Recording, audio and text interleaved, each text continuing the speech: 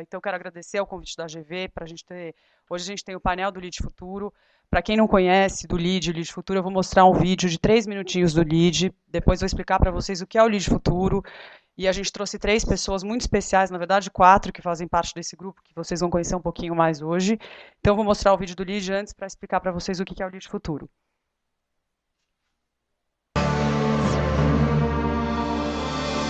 O LEAD é uma associação de empresários que defende a livre iniciativa, o desenvolvimento econômico e os princípios de governança, o respeito ao meio ambiente e o apoio a programas comunitários. Os encontros realizados anualmente pelo LEAD fazem parte de uma agenda estrategicamente organizada, com fóruns, seminários, meetings, workshops e almoços no Brasil e no exterior. Almoços Debate. Realizados mensalmente, os Almoços Debate reúnem empresários e autoridades públicas para discutir temas de relevância nacional sobre desenvolvimento econômico, ética, gestão e sustentabilidade. Business Trip. O evento que reúne líderes empresariais do Brasil no exterior para a geração de negócios e contatos internacionais de alto nível. CEO's Family Workshop.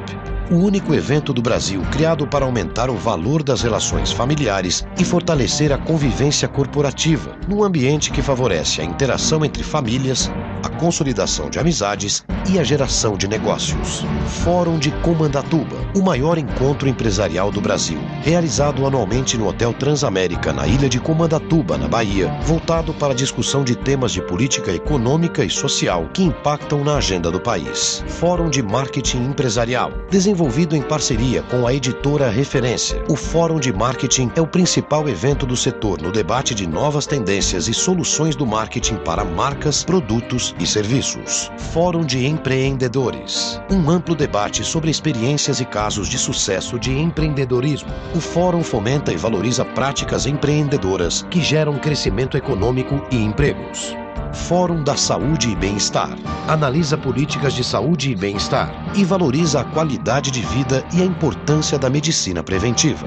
Fórum Mundial de Sustentabilidade. Realizado anualmente em Manaus, em conjunto com a XYZ Life, já se destaca internacionalmente, reunindo algumas das mais importantes personalidades e autoridades do mundo nos temas de meio ambiente e sustentabilidade. Fórum Nacional de Agronegócios, o maior encontro de empresários de agronegócios do Brasil, para analisar e debater os desafios para o crescimento da cadeia produtiva do país. Fórum Nacional do Esporte, reúne lideranças empresariais, políticas e esportivas para promover e debater a mobilização nacional pelo esporte como agente de formação e transformação da cidadania. Meeting Internacional, realizado anualmente, fortalece as relações bilaterais, econômicas, sociais e culturais do Brasil com diferentes nações. Prêmio Líderes do Brasil, a maior premiação de lideranças do país. É o reconhecimento nacional do talento, competência e comprometimento dos líderes que fazem do Brasil um país melhor e mais competitivo. Uma iniciativa do LEAD com o apoio do SBT. Seminários LEAD.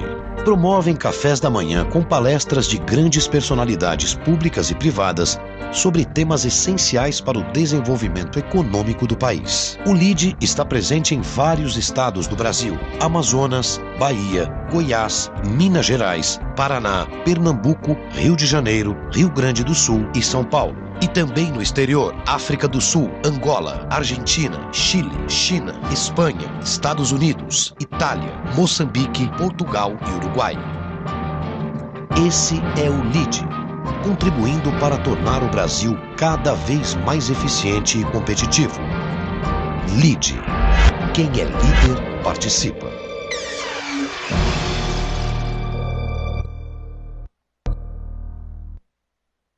Bom, então esse é um resumo do que é o LEAD. Hoje, o LEAD foi fundado em 2003 pelo João Dória Júnior e ele começou levando poucos casais para começar a criar umas conexões. Hoje a gente tem mais de 1.500 empresas filiadas que juntas representam 51% do PIB do Brasil. Então a gente está falando de um grupo que consegue unir metade do PIB de um país num evento. O LEAD Futuro nasceu da necessidade da gente antecipar essa dinâmica do LEAD, da gente começar isso jovem, a gente começar com 20, 30 anos, a trocar experiência, a compartilhar conhecimento. Hoje a gente tem um ano de grupo, né? A gente já tem 200 filiados no Lead Futuro. São jovens empreendedores, líderes, pessoas que já estão ou fazendo carreira em empresa ou estão empreendendo, mas já se destacam, né? São jovens que são engajados, que querem contribuir para o Brasil, não só para o desenvolvimento do Brasil, mas para a gente ser um lugar aí, diminuir as desigualdades, contribuir, enfim. Hoje vocês vão conhecer, a gente trouxe 3 pessoas, então são 4 pessoas que fazem parte do Lead Futuro, são 4 empreendedores, que vocês vão gostar muito de ouvir, que eu acho que, e eu sou fã da Semana de Empreendedorismo da GV justamente por causa disso, porque eu acho que todo mundo sai ganhando quando a gente compartilha experiência, quando a gente ouve um pouco da história do outro.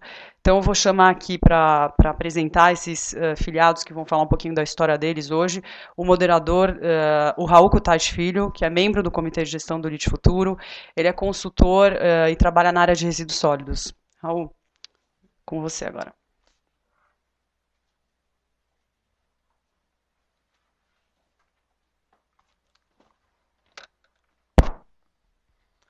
Bom dia a todos. É um prazer estar aqui. Fico muito feliz de ver essa sala cheia. Eu que sou ex-aluno da GV, me formei aqui em 2005. Então, para mim é uma grande alegria estar aqui com vocês hoje. As 3 pessoas que vão falar hoje são 3 empreendedores que montaram empresas incríveis, com ideias fascinantes e que estão aí com potencial enorme para deslanchar. E vão contar um pouquinho da história deles para vocês.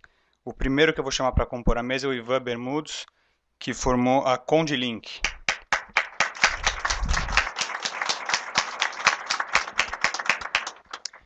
Em seguida, o segundo vai ser o Lucas Mazon, da empresa Recruto. E por fim, o Rodrigo Silveira, da Convênia.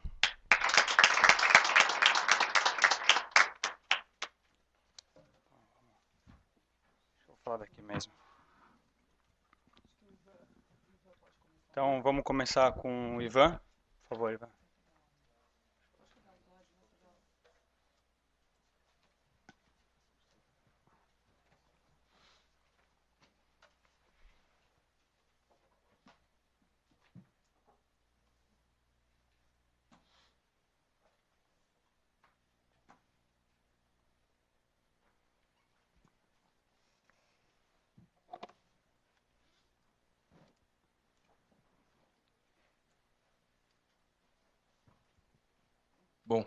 Bom dia a todos. O som tá bom? Tá tranquilo? Então, vamos lá. Primeiro, quero começar dando um bom dia para vocês. Eu trouxe essa imagem para representar um pouco da satisfação, o brilho nos olhos e o prazer que eu estou aqui. Vim essa manhã aqui para contar um pouquinho para vocês da minha história, um pouco da história da Condilink. É uma história que está começando ainda, mas é uma história que está muito promissora aí para o futuro. Então eu vou contar um pouquinho para vocês como funciona. Então, primeiro, nada como me apresentar, meu nome é Ivan Zuri Bermudes, eu tenho 23 anos, apesar de não parecer, eu ainda sou muito novo.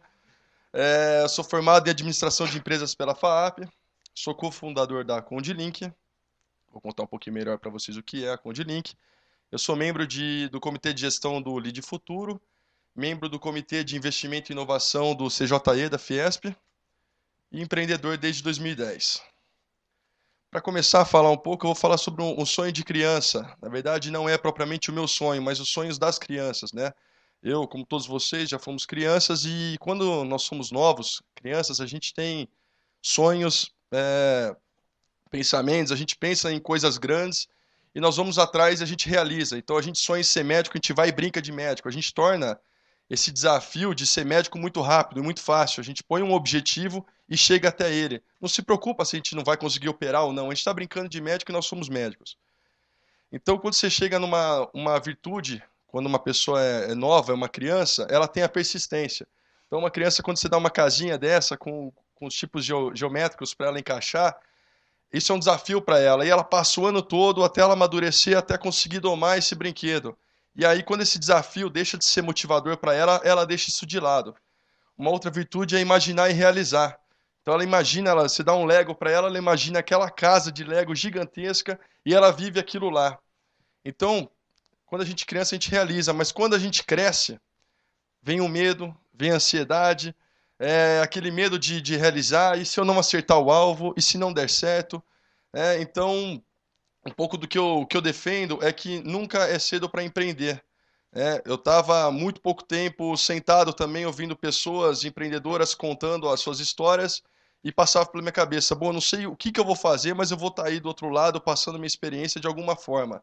Tá? Então, o que eu defendo é que se você acredita na sua ideia, acredita na sua empresa, está na hora de ir e realizar. É, muita gente, a maioria das pessoas que você conversar, ela não vai te estimular, vai falar, pô, legal, esse cara é louco, mas pode ir em frente. Mas a ideia é que se você acredita realmente, pensa em empreender de alguma forma, nem que você não comece agora, mas já começa a moldar, começa a entender sobre esse assunto, aprofundar para depois você empreender. Tá? Então, eu sempre defendo que nunca é cedo demais, a hora é agora, né? Não vá também no conselho das outras pessoas, porque senão você será igual a elas, né? Você vai esperar ter 30, 40 e vai passar a sua vida e você não realizou aquilo que você deseja. Então, para isso, para empreender, né, enquanto eu estava sem a minha ideia, sem como que a gente ia fazer, como a gente ia executar esse projeto, tem um preparo envolvido. Então, eu vim para São Paulo, sou de São Carlos, pelo sotaque dá para notar, mas é o seguinte, então eu tive um preparo quando eu cheguei aqui. Então, o primeiro trabalho que eu tive foi no WTC, no Clube de Relacionamentos, e lá eu defino muito que em cada uma das etapas que eu vou passar aqui, eu tive um aprendizado. E essa primeira etapa, que foi o WTC, ela me ajudou a me portar no mundo dos negócios, como se relacionar, como agendar uma reunião. Né? Então, por mais que foi uma experiência de 3 meses, ela foi uma experiência muito válida. Depois, no segundo lugar, eu fui trabalhar na Puma. Eu fui estagiário, então, desde picar papel e etc. Mas o aprendizado que eu tirei da Puma foi a organização, como funciona uma empresa, como você tem que se reportar às pessoas, como lidar com aquele que quer puxar o seu tapete. Depois, o terceiro ponto foi na Rimoli. A Rimoli era uma gráfica. Eu comecei a vender com um amigo da faculdade, que ele era dono dessa empresa. A gente abriu um escritório em São Paulo e começamos a vender desde nota fiscal, formulário contínuo, a rótulos e etiquetas. Então, não era uma empresa que me dava o status da Puma e do WTC, né? Mas era uma empresa que me ensinou muito a como começar um negócio do zero numa cidade diferente, como montar no seu carro e prospectar clientes e ficar o dia inteiro na rua, enfim, fazer a sua marca na mente dos clientes. Depois teve a agência WLD, eu fiquei 3 meses também nessa agência, foi um período muito curto, mas essa agência me deu a ponte, né, para que eu conhecesse a Condilink. Então eu já vou contar um pouquinho. Depois foi a 2BX, foi uma empresa, quando nós conhecemos a Condilink, eu já vou contar um pouquinho da história, eu vou aprofundar mais a 2BX, que era uma empresa minha e do meu irmão, que eram os dois Bermudes e a multiplicação do Eike Batista. Essa foi uma inspiração que nós tivemos aí. E depois a gente já vendia o Condilink na época e depois tornamos sócios da Condilink. Então, o que é a Condilink, né? A Condilink ela é uma rede de colaboração para condomínios. Tá? Então, é uma plataforma online. Nós integramos todos envolvidos no condomínio no mesmo ambiente. Então, você tem lá síndico e conselho, zelador, gerente, os condôminos entre eles, portaria com controle de acesso e todos os seus fornecedores e prestadores de serviço. Então, qual que é a ideia? Dentro do ambiente online, ter a integração dos condôminos, utilizar essa força que o condomínio tem de mesmo poder aquisitivo centralizado. Muitas pessoas que moram no mesmo lugar, estão na mesma posição geográfica, mas não convivem. Né? Poucos falam bom dia no elevador e olhe lá. Então, a Condilink, o nosso propósito é melhorar a qualidade de vida do condomínio. Mas para isso, nós desenvolvemos algumas ferramentas. Tá? Eu já vou contar mais adiante. Então, como que surgiu a ideia da Condilink? Ela começou com o meu sócio, Arnaldo. O Arnaldo, ele era diretor de uma empresa que foi uma software house, ele foi pioneiro no provedor de internet no interior, e a partir da necessidade de alguns condomínios, ele viu o potencial que teria criar uma plataforma que pudesse ser replicada em todos os condomínios. Ele só viu viabilidade nisso, colocando isso disponibilizando para vários condomínios. Então, a partir daí, ele chamou um consultor, que foi meu irmão, o Vitor, que também é meu sócio, então nós somos em 3 sócios. Ele chegou lá na Linkway para dar consultoria, viu a Condilink lá, mas era um software que estava parado, não tinha um pai da criança. Então ele assumiu isso, me chamou, na época eu estava saindo da agência, e falou, cara, vamos começar, olha isso aqui, vamos começar a vender esse sistema? E aí que abrimos a 2BX. Começamos a vender, vendo a resposta do mercado, né? Então, isso foi no meio de 2010 até maio de 2011, analisando, conhecendo a ferramenta, como a gente trabalhar. Em maio de 2011, nós lançamos lá em São Carlos, no Instituto Inova, o sistema. E aí, bom, legal, temos um sistema, lançamos no mercado. O início é bem difícil, então a gente precisava amadurecer mais a plataforma para ganhar escala de mercado e para isso precisava de um investimento. E como ainda não éramos donos da empresa, a gente não era sócio, a gente resolveu fazer um aporte, né? Um aporte, conseguimos um patrocínio para o aporte da empresa, mas isso é importante, acho que um dos meios importantes quando você vai empreender é buscar amigos, familiares para empreender antes de uma pessoa desconhecida, para ajudarem a investir na sua empresa, tá? Esse é um ótimo caminho.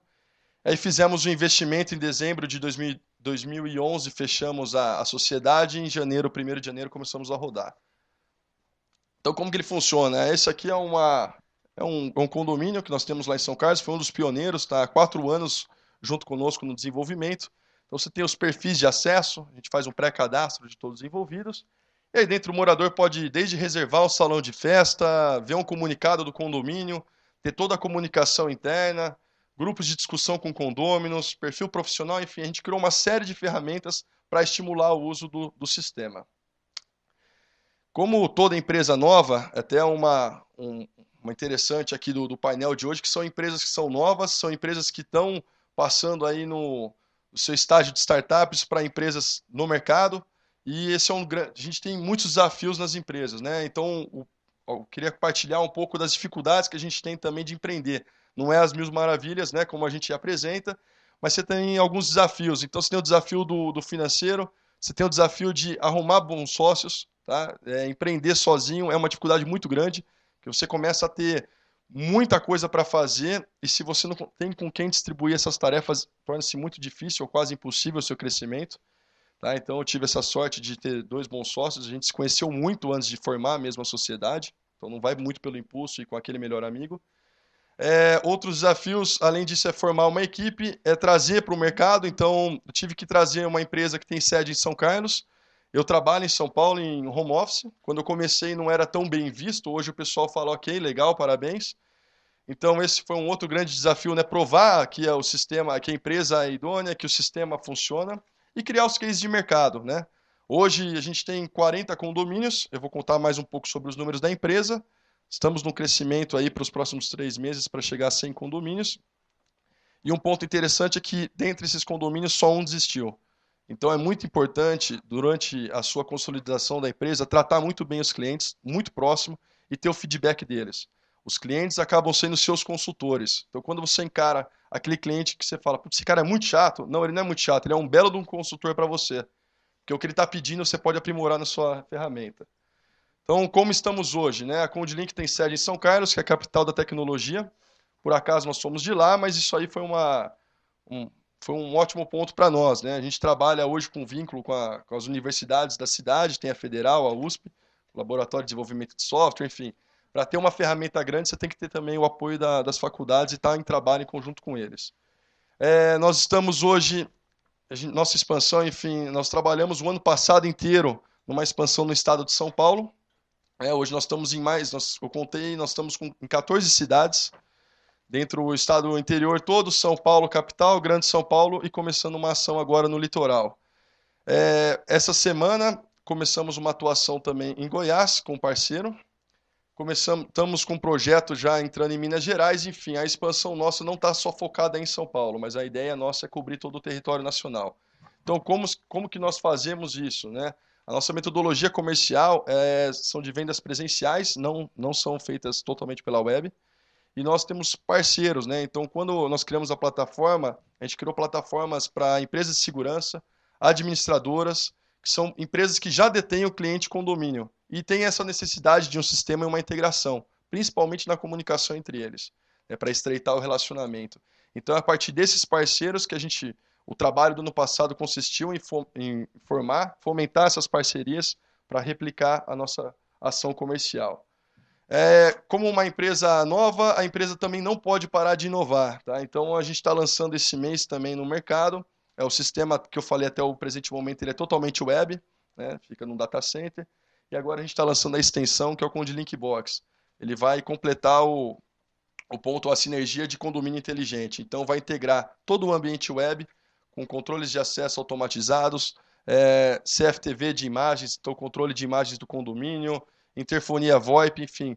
A gente está criando toda uma estrutura, todo um software capaz de gerenciar o condomínio desde das relações humanas, como também com a segurança e a colaboração. E esses pilares a gente chega na qualidade de vida, que é o nosso objetivo como empresa. Então, em 2013, nós começamos aí com 20 e poucos condomínios, estamos com 40, e agora um planejamento muito grande, muito comercial, para chegar a 100 condomínios nos próximos 3 meses. Eu queria partilhar um pouco também voltando um pouco nos desafios. 2013, a gente teve agora, nesse mês passado, em abril, um mês muito marcante, que foi quando a gente conseguiu realmente entender qual é o nosso negócio. Essa é uma outra dificuldade muito grande. Muitas pessoas, quando eu ia explicar para uma pessoa o que é o CondiLink, eu falava, bom, é um site para condomínio, é um sistema, é isso, é aquilo, e você não consegue agrupar isso tudo. Então, muitas vezes o empreendedor ele começa uma empresa, ele tem uma ideia, mas tem uma dificuldade tremenda de explicar isso para o mercado. Isso é o que a gente vivenciou em todo esse período de 1 ano e meio de empresa, e agora a gente conseguiu se encaixar como uma rede de colaboração para condomínios. É um conceito novo, utilizando o conceito de rede, de integração e da força entre as pessoas, e a colaboração, que eu acho que é tudo que nós precisamos, né? Chega de viver individualmente. Então, a cada dia na empresa, tendo esse ponto de se auto-reconhecer, de chegar a novos clientes, enfrentar os desafios, a gente tem muita mudança. Você sofre algumas tentações de desvio, de querer vender somente para uma empresa, de se unir com uma outra do mercado, de abaixar preço, aumentar, brigar com o concorrente, mas o mais importante é você manter o seu foco. Tá? Então, se você não tiver o foco no seu negócio, na sua estrutura e no seu modelo, você tem que acreditar muito nele. Porque senão, quando você começa a comercializar e chega aí na ponta, lá no cliente, você pode mudar o seu foco. E quando você muda o foco da empresa, ela não vai mais ser aquele seu sonho. E quando você muda o sonho, fica muito difícil permanecer. A gente vê muitas empresas que entram no mercado hoje, elas começam a sua empreitada, mudam o seu foco e dá 1, 2 anos acabam saindo do cenário. A gente tem muito empreendedor que começa, aventureiro, começa com uma ideia genial, mudou o foco, isso se perde. O foco é importante ter, mas a empresa também ela pode se reinventar. Você pode ver dentro do seu foco outras oportunidades de negócio. Isso pode se tornar o core business da sua empresa. Um desafio muito grande, principalmente em empresa de tecnologia, você tem que ter uma base tecnológica muito boa. Tá? No meu caso, eu tenho um sócio que lidera a equipe de TI, então isso foi muito importante para que a gente possa ter um crescimento. Tem empresas que ficam na mão de empresas incompetentes que não entregam resultados, não entregam seu e-commerce, não entregam sua plataforma e acaba acabando com o seu sonho. Tá? Então é muito importante formar uma equipe, todo o nosso desenvolvimento é interno. E eu peguei um exemplo aqui da Esquadrilha, porque eles são uma equipe exemplar, acho que todo mundo conhece, e aqui tem que ter uma confiança muito grande nos outros. Cada um sabe o que precisa fazer, aonde precisa estar para chegar no objetivo comum. Então aí é assim que eles conseguem formar, fazer uma bela imagem como essa, o que resulta no trabalho com paixão. Muita gente fala, pô, tem que trabalhar com paixão e com vontade. Pô, você ama o que você faz? Eu gosto muito e amo o que eu faço. Mas não é tudo no trabalho que você ama. Às vezes você tem que fazer alguma coisa que não te agrada, para você chegar no momento que você só faça coisas que te agradem. Então é muito importante a equipe e acho que sem ela, nossos colaboradores, hoje a gente tem 9 colaboradores na empresa, mais 3 sócios, e sem esse suporte, sem esse apoio da nossa equipe, a empresa não estaria onde está e não teria essa projeção. Então, eu queria agradecer, muito obrigado pela atenção de vocês, eu contei aqui muito prazer para vocês o que é a CondiLink e espero que em breve vocês vão ver isso no condomínio de vocês. Obrigado e bom dia.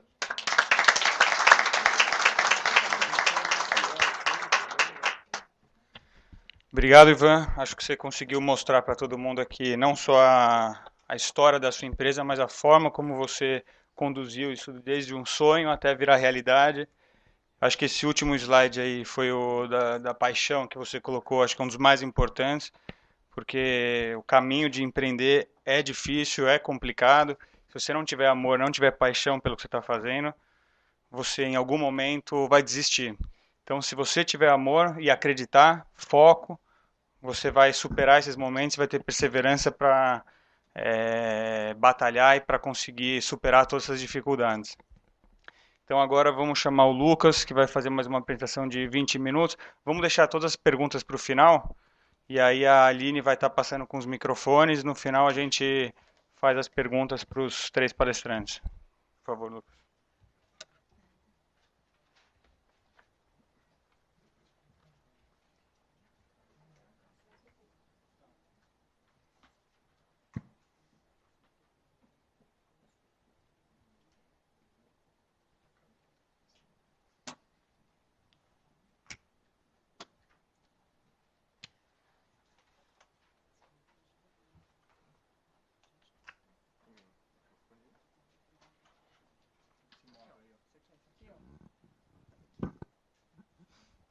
Bom dia a todo mundo. Queria agradecer a Patrícia pelo convite para estar aqui. Acho que é uma oportunidade incrível poder falar para vocês. Há pouco tempo eu estava sentado aí e pensando como eu poderia começar e qual o caminho a ser seguido, o que é certo, o que é melhor do que seguir uma trilha de carreira de empresa ou de mercado financeiro, que acho que aqui, assim como no INSPER, que foi onde eu estudei, é o caminho mais óbvio, né? Queria agradecer a GV também pela iniciativa. Eu acho que isso aqui é muito importante para todo mundo, porque o aprendizado e a troca é o que realmente conta. Eu acho que empreendedorismo não é uma coisa que você aprende em livro didático, talvez também não numa sala de aula, mas sim trocando experiências e conversando com pessoas que já tomaram esse caminho, estão nesse rumo, deram o primeiro passo.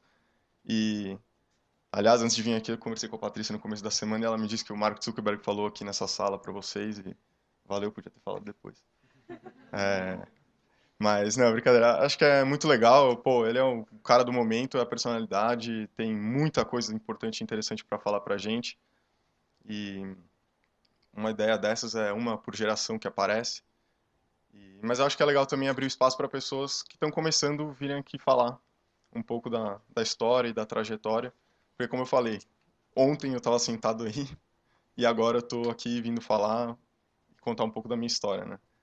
Bom, meu nome é Lucas, estou com 25 anos agora, me formei em administração de empresas no INSPER no meio de 2011. Como eu disse, eu fugi um pouco do caminho tradicional, que era mercado financeiro e, pior das hipóteses, consultoria, se você fosse muito ousado, e acabei entrando na indústria de tecnologia, que era uma coisa que eu gostava muito. Eu trabalhei por 2 anos e alguma coisinha na Microsoft, onde eu tive a oportunidade de trabalhar com uma solução de nuvem, né? Peguei bem a fase de mudança, de quebra desse paradigma. Antes você ia comprar um Office de caixinha na loja e instalava no seu computador, e aí de repente agora você paga um plano, você assina um plano, paga uma assinatura mensal e utiliza essa ferramenta pela internet onde quer que você esteja. Então, foi uma bagagem absurda que eu tive na Microsoft. Hoje eu sou cofundador do Recruto e cuido da parte de Business Development. O Recruto é uma plataforma online para empresas gerenciarem seus processos seletivos. Então, os recrutadores conseguem não só, ou desde criar suas vagas e divulgá-las nos meios online, até receber os currículos de forma organizada, gerenciar esses candidatos e conseguir medir os resultados. Por exemplo, que canal que você está divulgando suas vagas é onde mais está trazendo candidatos qualificados, quanto tempo, quanto dinheiro você está gastando e o que a gente quer com isso, né? A gente quer resolver um problema dos recrutadores e facilitar a vida deles, que é o seguinte: eles gastam 80% do tempo deles com o operacional, que é pegar, ficar lendo, receber currículo, entope a caixa de e-mail, você tem lá 700 caras que você não tem ideia de como você vai passar por todos eles e conseguir chegar no cara que é o melhor candidato para sua vaga. E o segundo ponto, que é o mais importante, pô, vamos resolver, vamos trazer uma solução para esses caras, vamos ajudar eles a encontrar os melhores talentos do mercado e, mais importante, preencher a vaga, né? Que é o que todo mundo quer. A gente tem uma taxa de turnover hoje no Brasil muito alta, por volta de 47% em média, dependendo da empresa isso é muito maior. Então a gente viu uma oportunidade, né? Faltava alguma solução de tecnologia para ocupar esse gap, né? Mas, pô, legal, então você veio aqui, você está aí na frente, você é empreendedor, você tem uma empresa, tá. Mas e eu que estou sentado aqui? Como é que eu começo? Da onde você veio? Por que você está onde você está hoje? O que te fez largar uma carreira numa empresa como a Microsoft? E, cara, eu acho que tem muito a ver com o seu perfil, né? Eu sempre fui uma pessoa muito inquieta, sempre fui atrás de novas ideias, sempre gostei muito de criar, sempre fui muito curioso. um tanto impaciente também. E eu acho que quando você começa a sentir que você está acomodado, está na hora de mudar. E nada melhor do que você começar a se mexer, né? Dar o primeiro passo. Então, parece clichê, mas se você quer começar, começa, né? Começa de algum lugar, porque senão ninguém vai fazer isso para você. E como ele bem falou, cara, se você for seguir o conselho das pessoas, talvez eu estivesse sentado na minha casa agora, muito mais tranquilo, não estaria aqui tendo que falar em público. E todo mundo sabe como é isso. Mas eu acho também que faz parte do perfil. De novo, às vezes aparece a oportunidade, você tem que abraçar. Não tem que pensar duas vezes. Se pensasse, você não estaria aqui. Então, pô, a hora que passa, você fala, cara, valeu a pena, eu fiz o que eu tinha que fazer. E eu acho que é por aí. Eu acho que o desafio serve para isso, né? Mas, desde que eu entrei na faculdade, no primeiro dia, eu coloquei na minha cabeça que eu queria fazer um intercâmbio. Falei, pô, tô aqui, acho que essa é a melhor coisa que eu posso fazer nesse momento, ganhar experiência, conhecer coisas novas. Até o terceiro ano eu fui em todas as palestras, sem falta. Conversei com todas as pessoas quase que tinham ido viajar, estudei todas as escolas e eu defini duas coisas. Uma que eu queria ir para a Europa, porque era o centro de tudo e é onde eu ia conseguir maximizar a minha oportunidade, né? Conhecer vários países, culturas, pessoas. E o segundo ponto é que eu queria fazer matérias, só matérias cujas equivalências seriam muito difíceis de serem conseguidas na faculdade. E de fato, a história do cinema não consegui pegar equivalência no ISP, não sei por quê. Mas enfim, eu queria abrir a cabeça, de novo, aproveitar a oportunidade que apareceu, e eu tava lá e falei, cara, tô longe, tô fora de casa, vou ficar num lugar incrível, com pessoas incríveis à minha volta, com tantas possibilidades. Pô, não vou estudar o que eu vou estudar aqui semestre que vem, sabe? Por mais que fosse atrasar um semestre, alguma coisa assim, eu acho que o que eu fiz e o que eu aproveitei foi muito mais importante do que o curso de finanças corporativas que eu poderia ter no semestre seguinte. Não desmerecendo, obviamente, porque mais pra frente isso faz muita, muita falta, caso você não tenha, mas eu tenho. E, e acho que é isso. Depois da faculdade, entrando na Microsoft, como eu falei, já, quando eu vi que eu gostava de fazer aquilo e gostei de tecnologia, gostei da empresa, é um ambiente excelente para se trabalhar, eu decidi que eu queria ficar lá pelos próximos tempos, né? Eu gostaria de ser efetivado, gostei da decisão que eu tinha tomado e falei, bom, é isso. E já comecei a correr atrás. Pô, conversar com chefes, conversar com gerentes, ver onde eu podia chegar, com quem ia me facilitar alguma coisa lá dentro, que área que eu podia ir. E correndo atrás apareceu essa oportunidade de trabalhar no produto, na família de produtos Office, né? Que todo mundo aqui usa, conhece muito bem. E peguei o lançamento da nova linha de produtos, como eu disse, que era vendida via internet. Então, além do lançamento de produto, eu peguei uma quebra de paradigmas e isso tudo me criou uma bagagem excelente. Gostei muito de ter participado disso, mas vocês sabem como é. Você trabalhar numa grande empresa, às vezes você tem muitas ideias, muitas coisas que você quer falar, você quer estar mais perto da elaboração da ideia e não tanto da execução do dia a dia, que isso você já faz, todo mundo já faz toda hora, seja na empresa, seja para sua vida pessoal. E, e aí é complicado, né? Ao contrário do que vocês possam imaginar, você ter uma ideia diferente e querer levá-la para o Bill Gates é um negócio meio difícil. Eu acho que ele não vai te receber, mas principalmente você vindo de uma subsidiária do Brasil, mas é por aí, né? E aí o que acontece é que vai gerando aquela inquietação de novo, né? Você acaba se sentindo acomodado, você quer buscar alguma coisa diferente para fazer, e nesse momento você fala, pô, tá na hora de eu dar o próximo passo. O que que eu faço? E aí eu pensei, pô, eu já tô numa empresa que trabalha com tecnologia que eu gosto. E já tô na empresa que é uma das maiores do mundo e que melhor faz isso que eu gosto. Se eu já tô meio acomodado aqui, para onde eu vou que isso vai melhorar, né? Cara, as chances são que vai piorar. Então, comecei a pensar, pô, o que que eu posso fazer? E comecei com essa ideia de empreender, empreender, empreender. E com isso eu comecei a falar com alguns amigos, falei, pô, vamos marcar uma vez por mês aqui em casa, ou uma vez por semana, como vocês puderem. A gente senta, pega um quadro branco, começa a escrever, de novo, clichê, post-it, quadro branco, caneta colorida, e aí vai, vai, alguma hora alguma coisa vai aparecer. De fato apareceram muitas coisas, mas nenhuma delas foi pra frente, obviamente. E, mas assim, é importante, de novo, dar o primeiro passo, mas e é complicado, você tem que achar uma pessoa que não só ela é boa, mas como é próxima de você também, porque exige a confiança.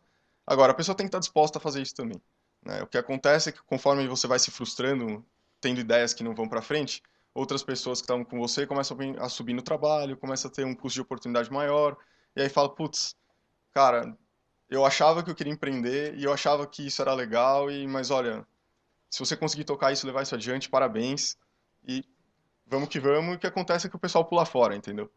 E aí fiquei sozinho. Comecei a frequentar eventos, conversar com pessoas, de novo, fui no mercado, né, ver o que estava acontecendo, e acabei encontrando meu sócio num desses eventos, e a gente acabou fechando a parceria com o Recruto, né? Só para encerrar, já passou... Como é que...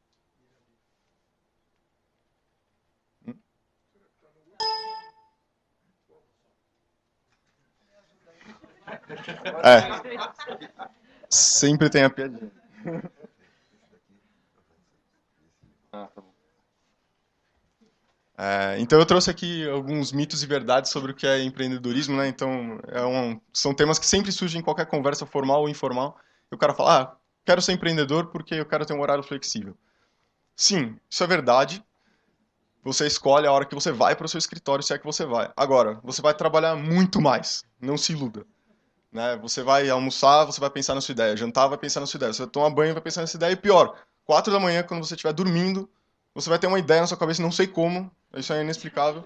E você vai acordar com uma caneta na mão e vai anotar tudo o que você pensou num papel que está do seu lado, que também não sei como estava lá.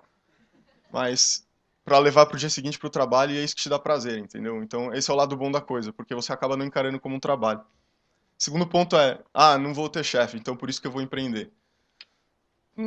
Tá. Quando você começa, você não vai ter chefe, você vai tomar muitas decisões e tal, mas espera começar a conversar com o investidor e ele entrar no seu negócio e falar para você, tá aqui minha grana, eu acredito na sua ideia, mas eu quero ver o negócio acontecer. Então, pô, é muita responsabilidade, você tem que fazer um due diligence absurdo, passar muita informação para eles o tempo todo. E, cara, pior que chefe, talvez. Eu quero empreender porque eu vou ficar milionário. Tá, é possível, com certeza você tem mais chance de ficar milionário assim, tendo participação no seu negócio do que ganhando um salário todo mês. Mas vou te dizer que você vai quebrar a cara muitas vezes antes, algumas vezes antes. E isso não é da noite pro dia que acontece, né? Mas a chance existe. E o último ponto, acho que vocês estão familiarizados com essa frase. Pô, bacana, você é CEO da sua empresa. Pô, legal, parabéns, você é dono do seu negócio. Legal, mas isso não quer dizer que você vai tomar as melhores decisões e que elas são as únicas que podem ser tomadas naquela hora. E às vezes você fica muito apegado à sua ideia, você não quer abrir mão, você não quer mudar. E, pô, você tem que ser humilde o suficiente para reconhecer que existem pessoas que podem contribuir muito para sua empresa e você tem que estar aberto a receber essas ideias e fazer a empresa evoluir. Você não pode ser a barreira, né? Você tem que, na verdade, fazer a coisa acontecer. Você tem que ser o oposto, você tem que liderar a mudança, né? E o último ponto que é a observação, cara, de novo, não se apegue à sua ideia. Né? Parte de você ser uma startup quer dizer que você está sujeito a mudanças. Muitas vezes o mercado vai te falar o que é o seu produto. Muitas vezes o mercado vai falar o que ele quer ver no seu produto. Né? E se você ficar muito apegado a isso, sua empresa não vai para frente, então você, na verdade, está dando um tiro no pé e as coisas não acontecem. E, para finalizar, cara, acho que a pergunta não é por que empreender, mas é por que não empreender. E é isso. Obrigado.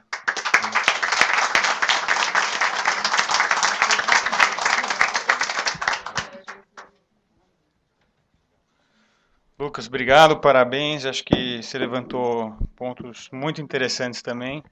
Um dos que mais me chamou a atenção foi o curiosidade, né? Você falou muito que você é um cara curioso, que sempre esteve aberto a ouvir, a aprender, a ir atrás, a participar de eventos, palestras, ouvir, conhecer gente. Acho que isso é uma característica fundamental para qualquer pessoa que quer empreender, que na verdade empreender nada mais é do que realizar, fazer acontecer. E para isso você estar aberto para o aprendizado e ser curioso, acho que é um dos fatores determinantes. Rodrigo vai fazer agora a próxima apresentação. Por favor, Rodrigo. Enquanto eu não trouxe uma apresentação, eu vou simplesmente abrir um pouco do que é a minha empresa hoje para falar um pouco a respeito dela. Enquanto a gente liga, eu vou seguir a formalidade de agradecer o fato de estar aqui e agradecer a GV, agradecer ao Lid, a Patrícia. De fato, é uma honra poder dividir um pouco dessa loucura do que é empreender. E para a gente poder chegar na ideia do Convênia e na execução do Convênia, eu queria compartilhar um pouco da minha história. Eu provavelmente sou o mais velho dos três, eu tenho 30 anos, e um pouco mais de tempo de carreira em empresas de diferentes portes. Eu comecei a minha carreira trabalhando em cervejaria. Então, eu entrei na faculdade, eu falei, onde que é o lugar mais agressivo para trabalhar? Cervejaria, Ambev. Tentei e não consegui. Qual que era a outra? Kaiser e a Heineken. Tentei, consegui, fui estagiar lá. Área comercial, o meu diretor era um cara que tinha acabado de sair da Ambev e ser contratado pela Kaiser. Ele era obcecado por resultado. Então eu aprendi ali a ter um foco, a ter uma postura voltada para resultado e foco em trabalho, que foi ali uma base muito importante para mim. Quando eu tive 2 anos de Kaiser, eu fiquei confortável, em conjunto com um amigo de faculdade, em abrir a minha primeira empresa. Vocês vão imaginar, pô, deve ter alguma coisa a ver com serviço, com cerveja, porque ele trabalhou com aquilo, mas não tinha absolutamente nada a ver. Era uma usina de biodiesel. Loucura, né? Nada a ver com aquilo, mas a gente, enfim, tinha estudado o assunto, o mercado estava começando a se formar. As definições de vírus foram atualizadas. Obrigado.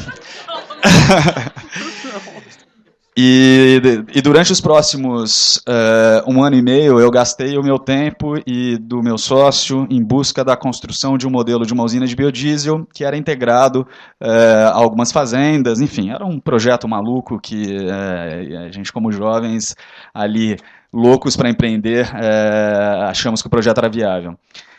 O projeto falhou. Tá, eu não vou entrar em detalhes porque ele falhou, mas a gente chegou teve uma reunião que foi engraçada, que a gente teve uma reunião com o vice-governador de Goiás, que a usina ela seria sediada lá, e aí a gente saiu de lá com todos os avais possíveis, e ele falou, pô, pessoal, vai. Eu saí da reunião e falei, tô milionário, tô rico. Pronto, acabou, vou jogar, vou sair daqui, vou viajar, vou fazer tudo que eu quero.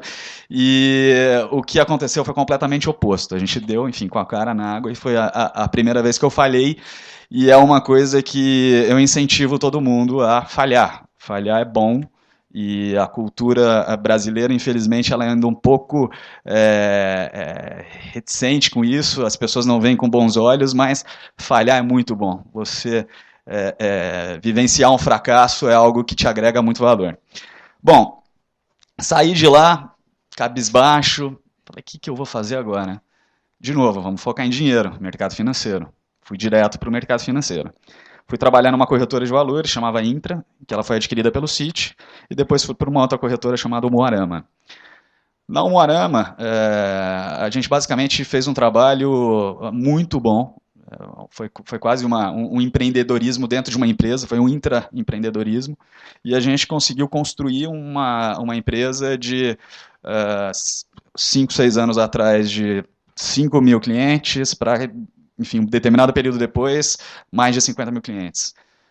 Expansão pelo Brasil inteiro, e aquela equipe que eu fazia parte, ela acabou sendo ali um case de sucesso, e acabei me tornando sócio da empresa e cheguei, enfim, no lugar máximo daquela instituição. Eu era sócio, eu era diretor, eu recebia bônus, eu recebia um salário grande, e aí, no começo do ano passado, eu me enchi.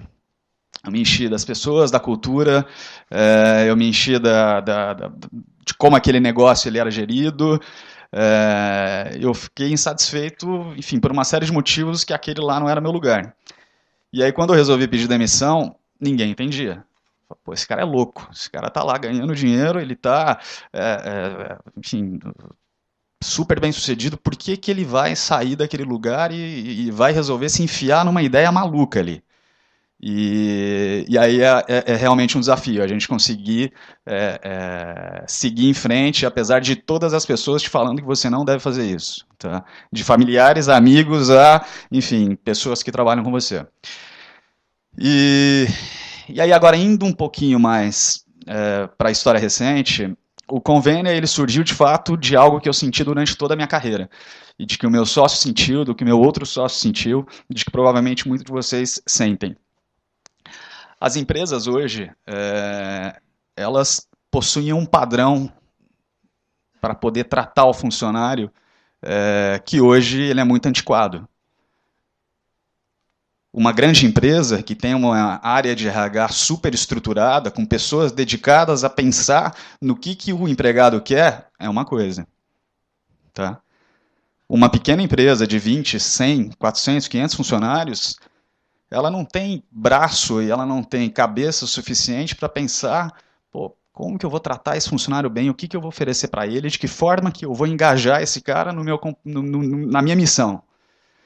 E aí, a partir daí, a gente começou, então, no meio do ano passado, com essa ideia. A gente falou assim, pô, a gente acha que a gente consegue oferecer a mesma estrutura que uma grande empresa oferece, em termos de benefícios corporativos, de convênios e de mimos para o funcionário, e uma empresa de 10 funcionários, a gente quer levar isso para ele, a gente quer ajudar esses caras. Então, partiu da necessidade de, enfim, um problema de uma pequena empresa ela conseguir atrair um talento com o mesmo pacote de benefícios que uma grande empresa ela oferece para um executivo. E aí, a partir daí, a gente começou. O primeiro passo, a gente não tinha um sócio desenvolvedor, que hoje a gente tem, mas anteriormente a gente não tinha. Essa história é engraçada. A gente, enfim, eu fuçando, buscando quem que poderia fabricar essa plataforma, que a gente já tinha desenhado, mas precisava, enfim, programar ela. Eu achei um grupo de indianos, na Índia. Skype. Oi, tudo bem? Meu nome é Rodrigo, eu tenho aqui um produto, posso te mandar o wireframe, que é a arquitetura do produto? Não, pode. Quanto é que custa? Puta, $5 a hora. Eu falei, nossa, tô feito, agora eu vou fabricar isso e sem dúvida nenhuma, tá rápido no ar. Bom, $2.000 depois, não tinha saído nada. E a gente falou, pô, fudeu, vamos abortar. Desculpa o linguajar. Vamos abortar. Abortamos, vamos começar do zero de novo. Agora foi um desafio em procurar um sócio que tivesse comprometido com a causa, que pudesse... enfim, passar um pouco de perrengue com a gente. E aí a gente, depois de muito tempo conversando, participando, eu acho que esse tipo de evento e outros eventos, vocês acabam encontrando muita gente e conversando. Na própria Microsoft, eu fui em vários eventos que eles possuem lá, meetups, que são chamados, e lá você acaba conhecendo muita gente boa. E aí, num desses eventos, a gente conheceu uma pessoa. A gente começou a ter algumas reuniões, a gente contratou ele como freelancer em primeiro lugar para construir a base do produto, e a gente percebeu que existia um comprometimento mútuo entre ele e nós. E aí a gente ficou confortável em caminhar um pouco mais, caminhar, namorar, até o momento que a gente se sentiu confortável, de fato, em casar. Ele, no começo desse ano, ele se tornou sócio. A empresa ela foi aberta em outubro, novembro do ano passado, então ela é super recente. O propósito e o nosso formato hoje é com um módulo único, que é basicamente um clube de benefícios personalizado para a empresa. Então imagina que você é uma empresa de 50 funcionários, um gestor de RH, o próprio gestor da empresa, você tem lá o PAT, que é o Programa de Alimentação ao Trabalhador, que é obrigatório, e você, enfim, gostaria de oferecer algo a mais, você se preocupa com seus funcionários. Essa ferramenta, ela é uma ferramenta que vai, de uma forma rápida, prática e barata, oferecer ali uma série de convênios corporativos que já são firmados por nós, ou seja, a gente tem uma equipe que prospecta parceiros de diferentes categorias que eles oferecem já descontos, vantagens e benefícios para os colaboradores. Ao mesmo tempo, a empresa ela consegue, ao redor dela, cadastrar convênios, benefícios e vantagens para os seus colaboradores, para que os colaboradores, de fato, tenham vantagens ali e consigam economizar e ter um tratamento diferenciado. Que seja desconto em folha, que não seja desconto em folha. E aí esse produto a gente criou no final do ano passado, era eu na rua procurando parceria. Então, eu ia até uma grande empresa, até um restaurante de esquina, para poder negociar alguma coisa para oferecer num sistema que não tinha cliente nenhum. E aí a resiliência que tem que falar muito alto, porque não para tudo quanto é lugar. Não, pô, você tá louco, quem que vai vir aqui? Não tem ninguém ainda, mas já vai ter. E aí essa insistência até o momento que as pessoas começam a entender a tua ideia, o teu discurso com a prática ele vai ficando muito mais adequado e as pessoas de fato vão acreditando, tanto quanto você. E aí chegou um momento que a gente ficou confortável com o número de parceiros na região de São Paulo para poder lançar o produto. Hoje já são mais de 70 parceiros oferecendo benefícios e a gente começou a operar de fato no final de janeiro. De fevereiro até hoje, a gente tem quase 35 empresas e a gente pretende chegar a 5 mil colaboradores no final desse mês. Então, a gente percebeu que o produto ele tem muito... o mercado ele vê com muito bons olhos. Todo mundo quer oferecer vantagens. Então, eu quero que meu colaborador ele compre Cinemark metade do preço. Eu gostaria que o meu colaborador ele tivesse desconto de até 80% em remédio na farmácia. Então, tudo isso é a empresa ela dando poder de compra para o funcionário e, consequentemente, é uma ferramenta de retenção. A nossa ideia é ir adiante. Então, o Clube de Benefícios ele é um produto de entrada, ele é um produto que tem bastante interesse da empresa, mas, obviamente, a gente também percebe, conforme a gente vai visitando, que aí é um outro ponto importante, as empresas elas vão despejando todos os problemas dela para você. Mas despejando. Putz, tem problema aqui, assim, assado. E aí a gente tem como trabalho empreendedor aproveitar todo esse feedback e conseguir, obviamente que sem sair do foco do produto e da tua empresa, adaptar para você conseguir, de fato, começar a resolver todos os problemas. Então, a gente tem um roadmap, a gente tem, enfim, um planejamento muito bem definido de expansão do nosso produto, e isso é importante. A gente, hoje, é uma empresa somos 3 sócios, e mais 4 funcionários, isso em 3 meses. Então as coisas estão andando muito rápido para a gente, para o lado bom ou para o lado ruim. A gente tinha que mandar uma nota para uma empresa, e, enfim, toda a estrutura com a prefeitura, para a nota fiscal, não estava pronta, e o cara cobrando, eu preciso pagar você. Então esses problemas rotineiros eles vão acontecer muito, o empreendedor ele tem que fazer absolutamente tudo. Então, de tirar o lixo que está no banheiro, porque está, enfim, saindo do papel higiênico até a boca, até você, de fato, pegar o teu carro, ir até o Serasa, enfim, fazer aquele procedimento chato para poder regularizar e de fato, manter a tua empresa operante. Então, eu não trouxe apresentação, mas eu acho que eu compartilharia alguns conceitos de empreendedorismo que eu aprendi nesse espaço curto de tempo. Então, primeiro, eu acho que a resiliência é um negócio que é muito importante mesmo.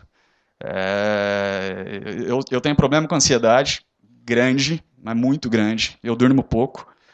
Então, depois que eu comecei a empreender, potencializou isso. Tem noite que eu durmo, sei lá, 4 horas à noite, eu já acordei, estou lá ligadão, vou para o computador e começo a pensar em um monte de coisa. Então, você precisa ser resiliente, porque muita coisa vai dar errada. Muita. Infelizmente, muita coisa vai dar errada. Ou felizmente. Então, não desistam fácil.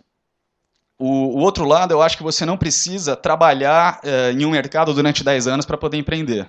Eu sou a prova disso. Eu trabalhei com o mercado financeiro, estou empreendendo em algo completamente diferente. Eu acho que desde que exista uma ideia que você consiga juntar pessoas ao redor dessa ideia, pessoas boas. Então, isso é uma coisa que a gente sempre se preocupou, de ter muita gente boa do nosso lado. Isso eu acho que a gente vai carregar para o resto da história da empresa. Então, esse foco é importante, ter gente boa do teu lado, ter meta. A gente tem uma obsessão dentro da empresa que é com métrica, e aí eu recomendo isso para absolutamente todo mundo que estiver abrindo um negócio. Então, a gente tem lá um grande funil de vendas, que ele enfim, tem uma série de etapas, cada etapa ela é medida. Quanto que a gente investe em cada canal, quanto que tem de conversão para cada etapa, até a captação do cliente. Isso para a área comercial, que é o meu foco. O meu sócio ele tem métricas para a área dele. Então a empresa ela se torna um grande painel de métricas que a gente precisa todo dia acompanhar, olhar e, enfim, criar as metas em cima delas para a gente conseguir atingir os objetivos. Então, esse planejamento ele é meio obsessivo para a gente e ele de fato compensa. E, enfim, para finalizar, eu sinceramente acho que quem quer empreender é você viver de 2 a 3 a 4 anos da sua vida do jeito que ninguém quer viver, então, que é de fato igual um escravo, para que você, depois desse período, se você de fato tiver essas características de resiliência, você viver de uma maneira como a grande maioria das pessoas querem viver. Então, é mais ou menos essa linha que eu imagino que seja o empreendedorismo e o que eu espero, enfim, para a minha empresa. Tá bom? Acho que é isso. Obrigado.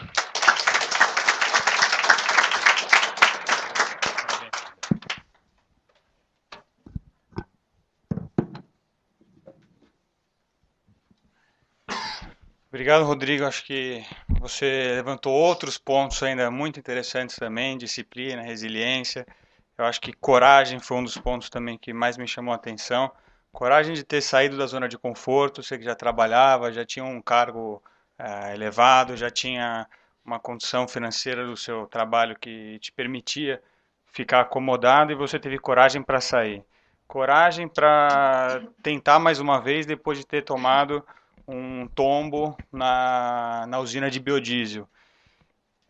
Então você tem que ter muita disciplina mesmo e ser muito resiliente, como você comentou.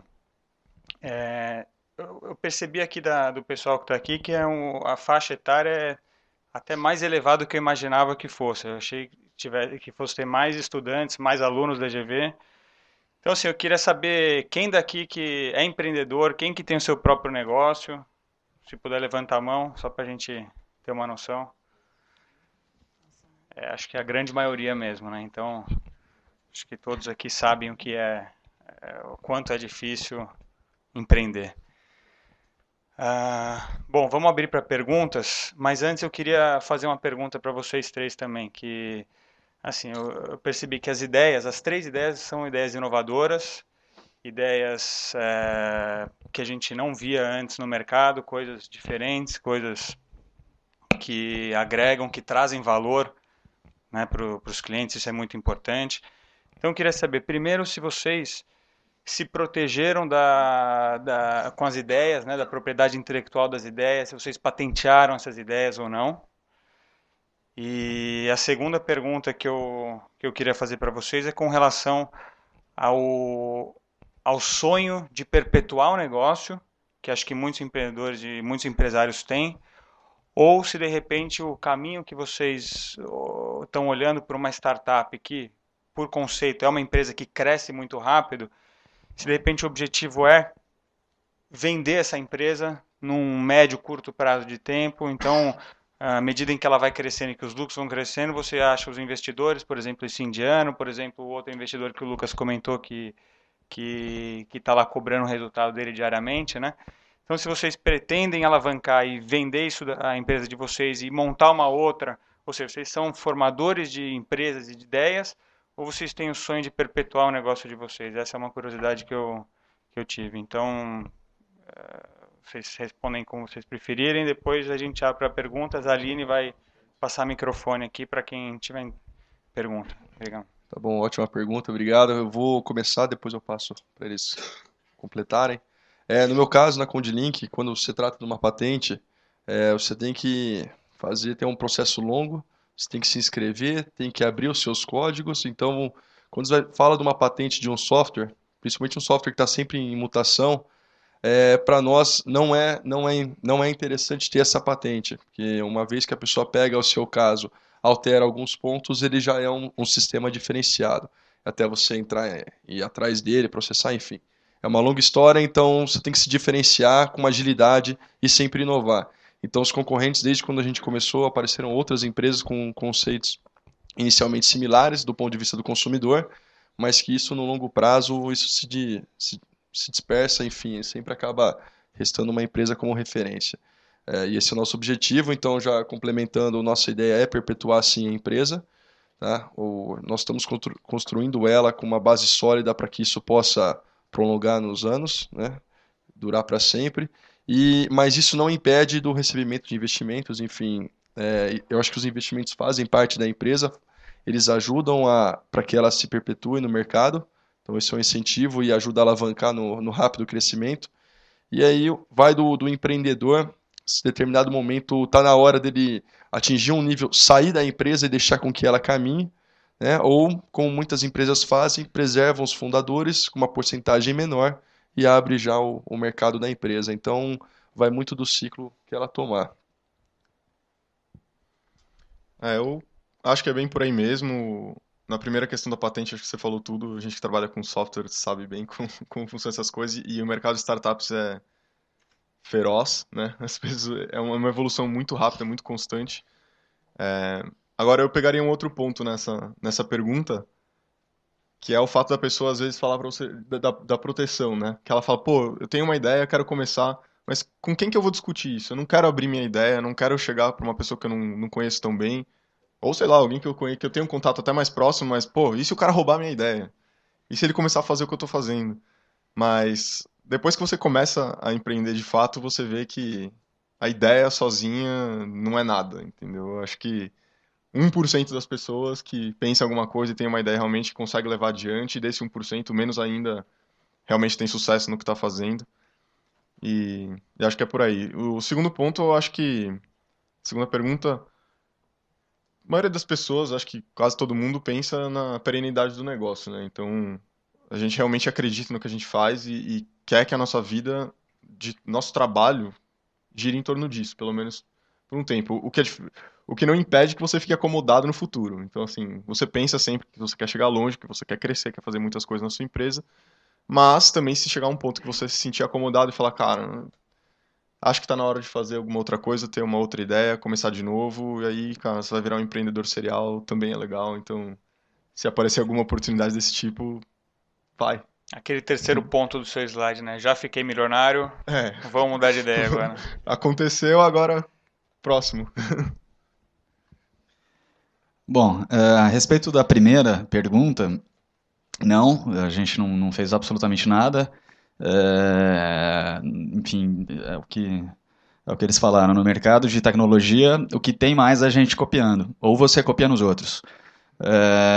E em relação à divulgação, eu acho que a gente fez o caminho contrário, porque nos aconselharam bastante. Divulguem a sua ideia e o seu produto o máximo que vocês conseguirem, mas o máximo. Não fiquem com medo do que para quem que você está divulgando, se aquela pessoa, enfim, vai copiar e executar o que você está fazendo. Se ela de fato copiar e executar o que você está fazendo, parabéns para ela, porque ela vai passar pelos mesmos perrengues que você passou e é difícil. Então essa é a primeira. E a segunda era relacionada a...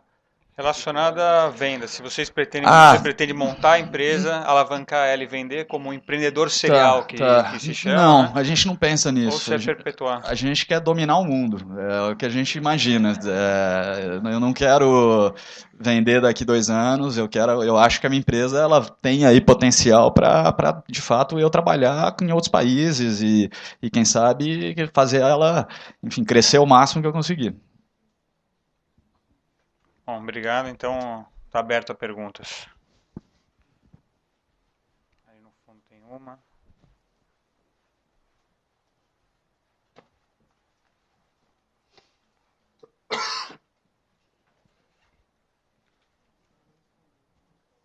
Oi, bom dia. Sou estudante, meu nome é André. A minha pergunta é que, assim, quando a gente fala de startup, a gente está falando bastante de inovação. E a gente sabe que hoje em dia tem uma onda de muita gente que prefere empreender do que trabalhar em empresas. E eu queria saber se vocês visualizam um panorama de como vai ser esse mercado dos empreendedores num futuro próximo, num futuro de longo prazo. E se vocês visualizam nesse panorama uma possibilidade positiva de trabalhar em redes colaborativas.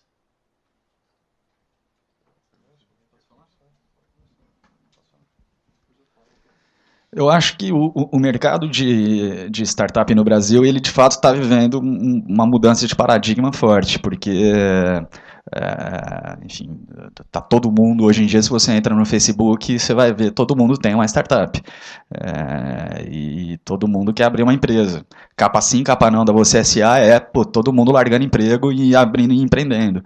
Então, eu acho que é super positivo isso. Assim, infelizmente, muita gente fica para trás. Eu acho que 90 e tantos % das pessoas vão ficar para trás por conta de capacidade de execução e do projeto em si. Mas eu acho que é muito bom para o ambiente as pessoas começarem a se familiarizar com startup, com investimento em empresas que estão começando a nascer. Fazendo uma comparação com os Estados Unidos, que a gente estava conversando antes de começar, lá é ridículo. Você, de fato, com PowerPoint, você chega no investidor e se a tua ideia e o teu histórico ali de execução em outros lugares foi bom, você consegue o investimento. Aqui você tem que ter uma empresa, você tem que estar faturando, você tem que ter time, você tem que ter um escritório, você tem que ter... Então, assim, a lista é interminável para você conseguir captar um investimento. E a questão das redes colaborativas, você está querendo dizer a respeito de captação de investimento via... colaborativo, quanto captação de investimento, quanto trabalho em parceria?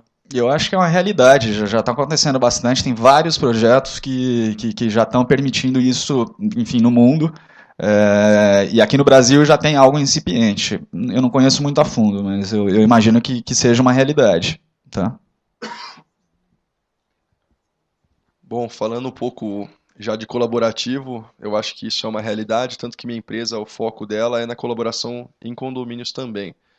No outro lado do panorama de startups, eu acho que é muito importante, muitas pessoas têm que entrar nesse mercado, só que você tem que estar preparado realmente nos primeiros anos a não receber nada e trabalhar muito para ter um resultado, para você não sangrar a empresa e ela morrer amanhã. E também tem que contar que dentro desse cenário tem muitos aventureiros que têm uma ideia, deixam a ideia muito bonitinha para vender, capitalizar, por dinheiro no bolso, sumir. Então tem muita gente, né, nesse mercado que entram muitos aventureiros. Então eu recomendo que, se caso você tenha um interesse em entrar, tenha realmente o seu foco, a sua ideia e vá atrás dela. Só vou complementar um ponto. Você fez uma colocação super importante, que você falou que hoje em dia a grande maioria dos jovens estão querendo empreender. A gente faz uma pesquisa da GV com o Lixo Futuro e é um dado super interessante, que é assim, 60% do nosso grupo está empreendendo e 90% daqui a 10 anos se vem empreendendo. Então, quer dizer, quem está fazendo carreira em empresa está fazendo para pegar a experiência para abrir o próprio negócio. Então, isso que você falou da parte colaborativa, acho que as empresas vão ter que se reinventar para reter esses talentos, porque no futuro, com certeza, a gente vai ter problema com mão de obra qualificada, né? Só vai reter, então você vai ter que... Eu acho que essa coisa de entrar às 8, sair às 8, as empresas vão ter que começar a criar um modelo diferente para reter o cara que é empreendedor, para ele conseguir criar novos negócios dentro da empresa. Senão... Então, acho que é importante esse dado também. Vamos abrir para a próxima. Tem mais duas perguntas. Tem uma aqui e uma ali na frente. Eu não sei como a gente está de tempo. Tem mais quanto tempo, Patrícia? Tem mais 10 minutos. Tem mais 10 minutos. Então, se a gente puder fazer uma aqui, outra ali, tem mais uma terceira aqui na frente, aí acho que, se der tempo, a gente pega a quarta ali. Começa lá? Ok. Na verdade, são duas perguntas rápidas, dá para falar uma palestra inteira, mas Marcos Barcelos, eu deixei a empresa há uma semana também, fui executivo durante 13 anos. Bem-vindo. Então eu estou nesse passo de chegar mais próximo aí dessa cadeira, tá? Um ponto é a questão da monetização. Queria que vocês falassem rápido desse processo de monetização da empresa de vocês. E a outra questão é com relação à parte comercial. Todos estão falando aí de clientes. Vocês têm uma amarração via contrato. Como é que vocês fazem para capturar esses primeiros clientes que vocês até trabalham em parceria para desenvolver a ideia, né? São esses dois pontos.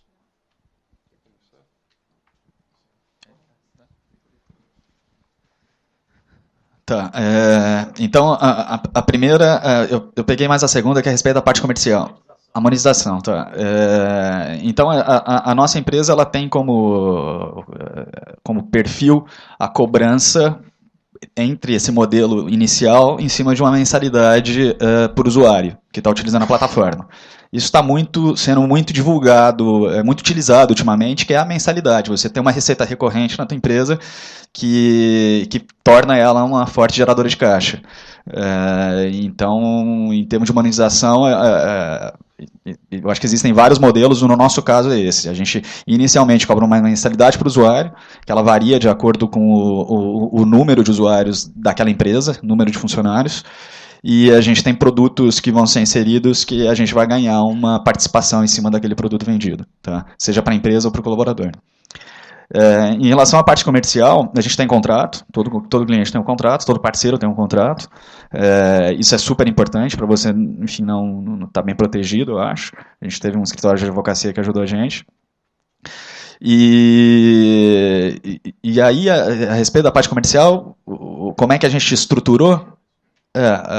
Assim, a gente tem vários modelos para a gente quer captar empresas, assim, a gente não está buscando o cliente final, a gente está buscando a empresa, que é um modelo diferente, que ele é mais cansativo, né, vamos dizer assim. Então a gente já tentou, a gente tenta, aliás, a gente trabalha com um representante de venda, que é um cara que trabalha em conjunto com a gente trabalha com parcerias, um monte de parceria, então eu vou até quando você tem pouco recurso, você tem que fazer muito com pouco, então uma corretora de seguro que já tem uma carteira de clientes, eu vou lá e, enfim, falo, você quer vender meu produto também? Acho que é válido você fazer um cross-selling. E a gente, enfim, eu acho que está muito bem definida a nossa área comercial, como ela funciona passo a passo. Depende muito do modelo de negócio. Então, o meu modelo é esse. A gente vai contratar mais gente, mas dentro de uma linha, enfim, bastante tímida por enquanto. Tá. Bem rapidinho, a gente passou por um estudo muito grande agora nos últimos dias. A gente ainda não está cobrando pela solução, mas vai ser logo. E o que eu queria falar é monetização também é um estudo, né? Então, às vezes a gente testa todas as coisas que tem na ferramenta, joga no mercado, coleta feedback, relança o produto melhorado, aquela coisa do beta constante. Mas aí na hora de você botar uma etiqueta no seu produto, você fica com o pé atrás, entendeu? Parece que é uma coisa muito mais séria e, pô, eu vou chegar no mercado, qual mensagem eu vou passar? Aí se eu começar com preço alto, depois diminuir, putz, errado.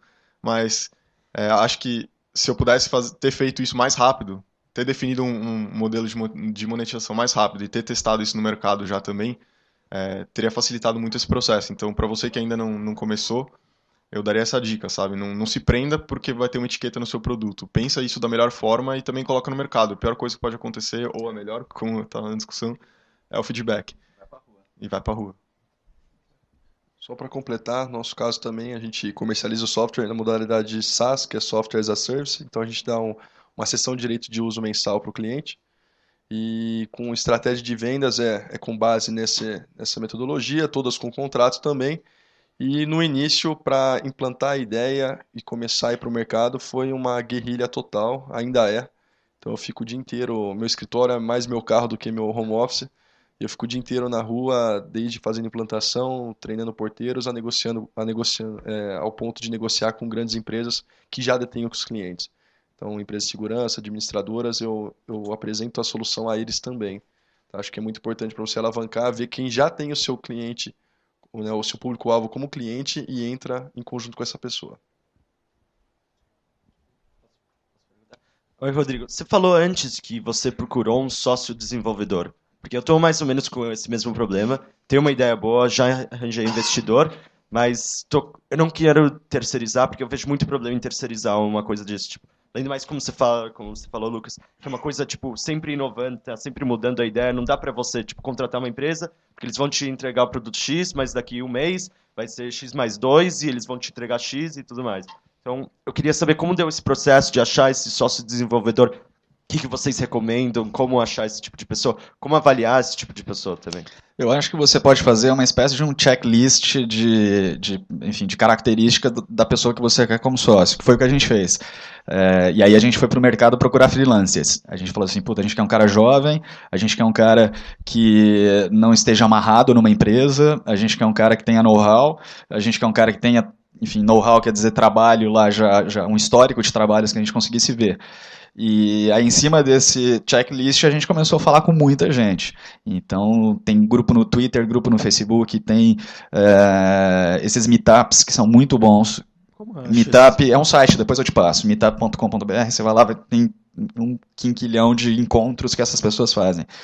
E aí a gente começou a frequentar todos, e aí a gente achou ele. E uma coisa é verdade, se você contrata um freelancer para fazer o teu produto, vai mudar muito. Hoje o nosso sócio ele vira e fala assim pra gente, nossa, se você tivesse me contratado como freelancer desde o começo e tivesse pagado todas as alterações que a gente mandou fazer, eu estava milionário. Então, é isso, vai mudar muito o tempo inteiro. Mas eu recomendo isso, entendeu? Depois eu te passo o passo a passo. Eu acho que uma outra coisa importante é contrata um cara empreendedor, né? Então, você se auto-intitula empreendedor, talvez pensando mais na parte de negócios, e aí você considera outra pessoa como um cara mais técnico, um cara... Imaginei. Mas o importante é assim, esses caras são um pouco difíceis de trazer para o barco, tá? A gente também está passando por negociações, eles têm muita demanda pelo trabalho deles, então, às vezes ele quer alguma coisa mais séria, e se não for tão séria, o incentivo para ele sair e fazer outra coisa é muito grande. E às vezes você dá equity da sua empresa e falar para ele trabalhar, enfim, não é a coisa mais fácil que tem. Então, procura alguém que é empreendedor e que tem o mesmo espírito que você, que acredita na ideia, né? Que o cara realmente tem que embarcar com você. Isso é uma aventura em termos, né? Porque também é o seu business, né? Então, Só para completar um ponto também, não chega já no primeiro dia que conheceu ele, putz, esse cara é empreendedor, põe ele já como sócio da sua empresa, tá? Então, põe um período, já com uma opção dele virar sócio, ver o negócio amadurecer e ver essa pessoa, como ela trabalha, como é no dia a dia. Que a sociedade é um casamento também, então você precisa conhecer muito bem, tem que ter um namoro também para que isso viabilize e vire realidade, se não fique na mão. Posso só fazer mais uma pergunta? Vocês acham que, tipo, a mão de obra aqui e nos Estados Unidos é igual? Vocês acham que vale mais a pena desenvolver aqui ou lá? O que vocês acham em relação a isso? Esse tipo de coisa? quanto você está pagando pela pergunta, pela resposta? Eu, sinceramente, não me vejo nunca mais contratando um serviço fora do país. Assim, pode ser o melhor cara dos Estados Unidos, que é muito melhor você ter um cara do teu lado e uma lousa na tua frente do que você falar via Skype com um cara em outra língua. Então, eu particularmente não recomendo. Agora, enfim, vai de cada pessoa. Tem uma aqui, né? Aqui. Vai levantar a mão aí para te identificar. Bem, eu já empreendo e a pergunta que eu vou fazer para vocês vai muito da pessoa que vai começar a empreender agora, que eu acho que é uma das maiores dúvidas. A dificuldade que a gente tem no Brasil em investimento, dessas 90 que sobrevive e cresce, tem a ajuda que o americano chama de family and friends. Chega para o investidor, mas você tem cliente, você fatura? Não. Então, meu amigo, family and friends, vai pedir dinheiro para eles. Quem foi a pessoa que, pessoal, criança, né? Você falou, sonha em ser astronauta, jogador de futebol. Quem foi o filho da mãe da sua família que falou assim, esse cara vai ser empreendedor? Ou quem estimulou, colocou dinheiro em vocês?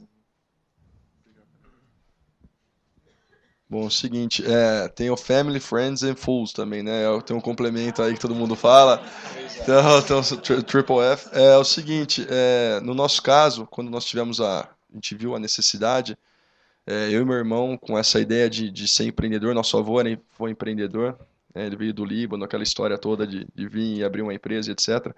Então, a gente já nasceu com essa vontade, né? E chegamos aos nossos pais e vendemos a ideia, bom, precisamos, a gente quer isso, confiamos e fomos atrás.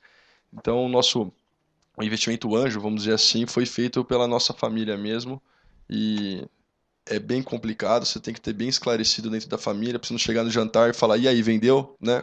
Como é que foi a reunião? Então isso é muito difícil, mas por outro lado é um capital que está dentro de casa e você pode arriscar um pouco mais e manter o seu foco. Tá? Então hoje você pode buscar um desses ou também buscar N investidores anjo, enfim, enfeitando sua noiva, sua empresa para que alguém possa investir nela. Família de libanês, às vezes, pedir dinheiro para a família custa mais caro até, então tem que tomar cuidado. Bom, dá tempo de fazer mais duas perguntas. Tinha uma aqui na frente, não sei se ainda tem. Não, era aqui, né? Então, por favor. Quando falou de patentear, você falou sobre abrir código, que tem esse problema. Eu estou sofrendo um pouco por isso, porque a ideia do empreendimento surgiu de um TCC. E a base de um TCC você tem que abrir o código. Eles exigem isso. Como que vocês enxergam isso? Isso é um empecilho ou tem alguma forma de proteção? Como que vocês veem em relação a abrir código para uma coisa que é incerta, que, sei lá, você está tentando? Corre muito risco? Como que é? Olha, eu não sei a fundo, mas o que eu sugiro é que não coloque tudo no seu TCC. Então acaba ele, põe só a sementinha lá e o resto fica na sua cabeça e você implementa como um empresário e não como uma tese de TCC. Mas eu acho que uma resposta que mais se aproxima é bem na linha do que ele estava falando antes. O código mesmo é uma parte da história, né? Se eu quero empreender, eu vou ler seu... Primeiro eu teria que ler seu TCC e procurar ele em algum lugar, e, enfim, já é um problema. E segundo, que eu ia ver o que você fez, e a hora que eu encontro isso, você já está 10 passos na frente. Entendeu? Você já passou por todos os problemas, barreiras, já melhorou um monte de coisa, já tem um comercial funcionando de algum outro jeito, trazendo contas para casa. Então, assim, tem um gap ainda, né? Código é um pedaço da coisa, né? E como ele falou, às vezes, e como eu tinha falado também, o percentual de pessoas que conseguem realmente levar o negócio adiante, mesmo copiando, é muito baixo. Então, você tem que contar mesmo com a sua resiliência e seu esforço, fazer o máximo que você pode e ir se diferenciando. Também você vai estar aprendendo tanta coisa que você vai chegar num patamar muito mais alto, muito melhor, né? Que você não sabe se outra pessoa vai conseguir chegar. Até porque ele teve que E acho que recorrer a até, copiar o seu código, entendeu? complementando, acho que também é importante você conversar com outras pessoas antes, até para ouvir, para ter ideias, para aprimorar o seu conhecimento. Às vezes você tem uma ideia boa, você tem uma visão, mas você conversando com pessoas e abrindo, às vezes, a sua ideia com outras pessoas que tenham conhecimento técnico, que tenham um network, que tenham relacionamento, que tenham, enfim, uma série de elementos que vão poder te ajudar a desenvolver ainda mais a ideia. Então, acho que você se fechar muito também, às vezes é perigoso. Só uma dúvida. Ele quer que abra o código mesmo na PHP? Não sei qual que é o código que você tá programando, mas é o que a faculdade faz isso? Na verdade, eu vim com a ideia, apresentei para um amigo da faculdade e ele comprou a ideia e falou assim, vou usar no TCC para usar justamente o conhecimento da faculdade, que até tinha falado, para ajudar a desenvolver. E a USP, no caso, ela exige o TCC no estilo MIT. Eles Tá. pedem para abrir o código Ah, mesmo, tá, entendi. entendeu? É, Não, lógico, a gente não ia abrir tudo, ia colocar só a base, mas ia ter esse pormenor. E aí, Boa sorte. Obrigado. Tem mais alguma pergunta, não? Então vamos fazer a última aqui. Tinham duas, onde tem mais uma? Então a gente abre mais essas duas rápidas e encerra. Bom dia, desejar boa sorte a vocês. Eu acho que eu sou assim, um pouquinho mais velho que a maioria das pessoas que estão por aqui e já abri várias empresas e montei vários negócios. E a pergunta é uma pergunta simples. Vocês fizeram um plano de negócio? Qual é a perspectiva e quanto tempo vocês pretendem ter retorno disso? A gente sabe que qual a expectativa com relação à parte financeira? Porque usar o dinheiro dos outros e trabalhar o dinheiro dos outros é fácil. Até quanto vocês acham que essas pessoas vão investir se vocês não tiverem retorno? No meu caso, nós temos um investimento que tem um prazo para cumprir, para acabar. Hoje eu acredito que vai ser possível, porque se não acreditasse, eu não teria começado e você tem que viver isso e se adaptar para que esse dinheiro dê, né? E trazer recursos de clientes nesse prazo para que dê o seu turnover. Então, acho que você tem que estruturar. No quesito plano de negócios, inicialmente eu não fiz um plano de negócios. Hoje nós temos um para deixar na gaveta quando alguém questiona. Mas hoje você tem metodologias mais práticas como o Canvas e outras estruturas que você consegue moldar o seu modelo de negócios e sempre atualizando ele, né? E deixa isso de uma forma dinâmica. Se chegar no momento precisa escrever, você pega aquela ideia, redige e entrega para quem for necessário.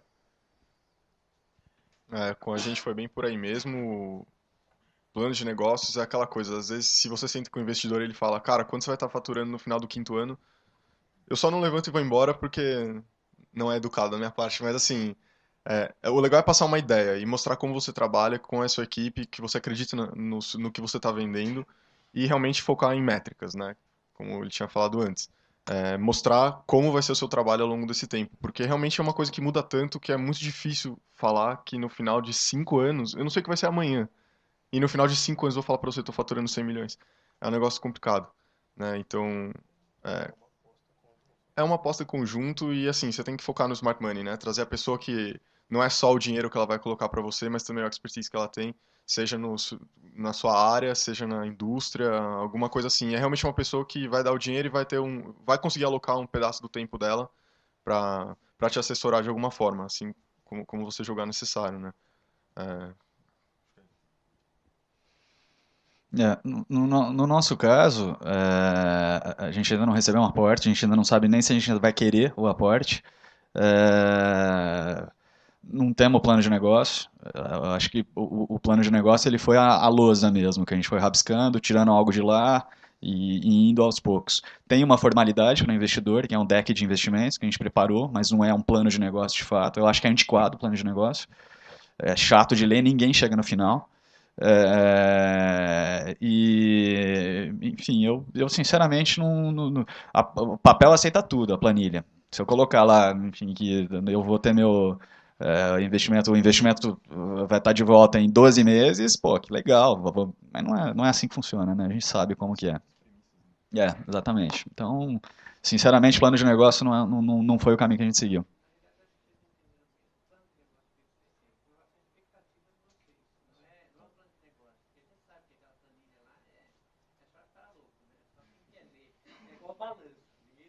Não, mas a expectativa nossa, eu sou o cara mais apaixonado pelo meu negócio do mundo, então a minha expectativa é muito alta.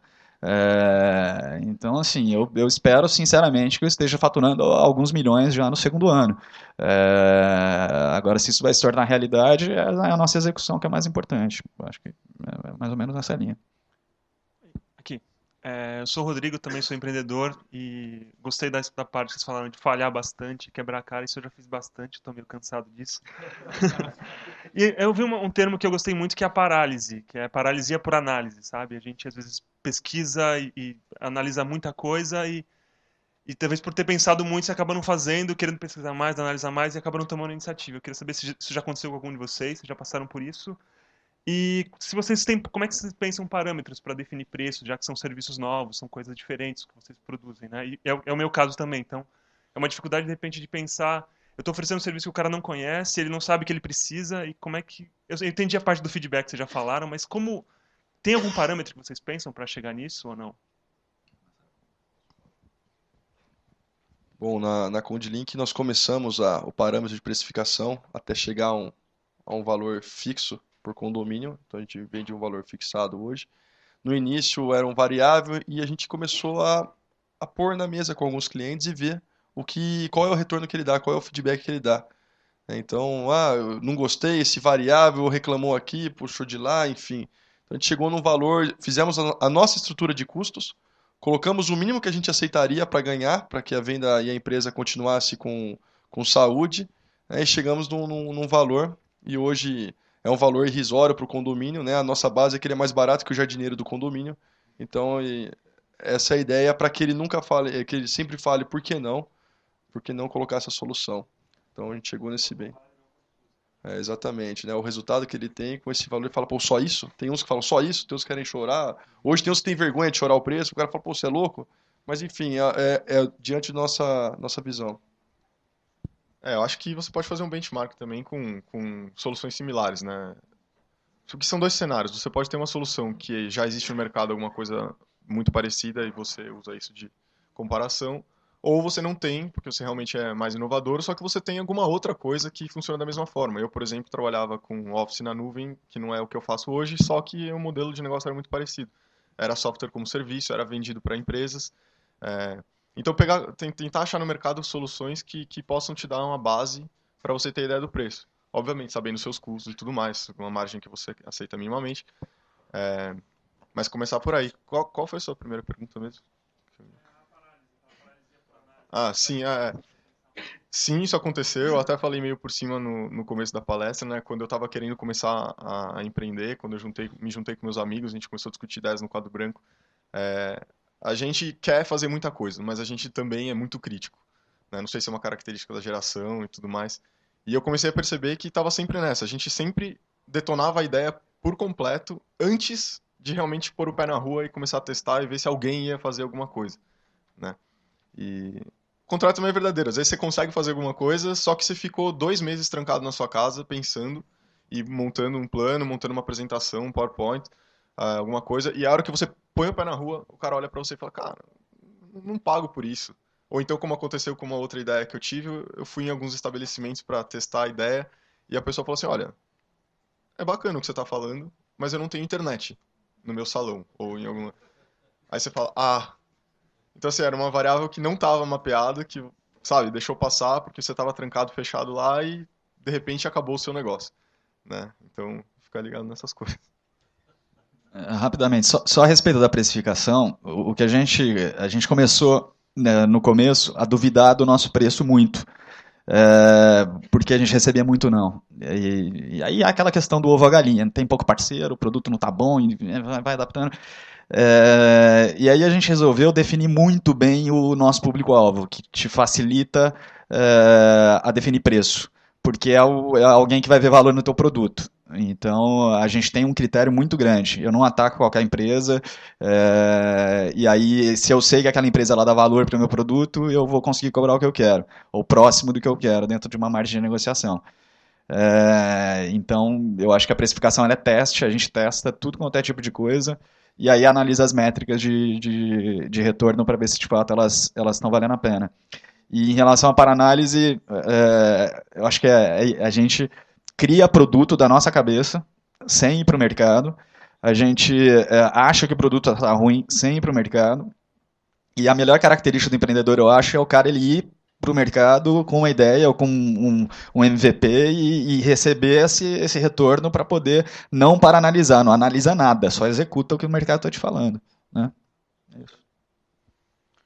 Bom, estamos chegando ao fim desse primeiro painel. Queria agradecer a presença de todos vocês, da Patrícia, do Ivan, do Lucas, do Rodrigo.